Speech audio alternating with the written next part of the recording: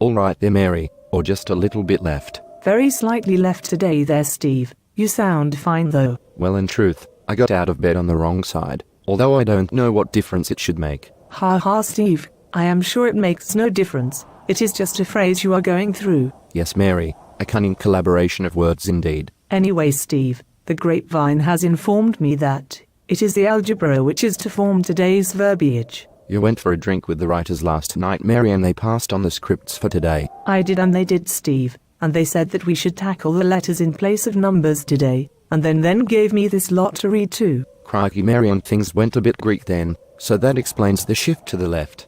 Thus the letter N became any number and the letter X became stuff you didn't know. And that was only the beginning, Steve, because I was then invaded by the operators and they started to get in the way as well. And I suppose that multiplied your confusion and sent your head spinning. It did, Steve. My ass and my elbow started to argue. So I threw out the multiplier, which gave me some space.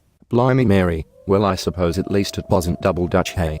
So, did you eventually get the upper hand? Well, almost, because they all calmed down and there was a bit more room, but it was still a bit of a mess by that time. It all has to be rehearsed, so I think everything can be sorted, although I think we may all have to go back to school. I hope it will be less scarifying this time, and I do mean less full of holes and more joined up in its curriculum. Yes, Mary, open your books at blah, blah, whilst I practice my golf putt in the nets at the back. Just won't do, and may I say it never did. And I have no doubt, Steve, that our audience have examples of useless maths teachers too.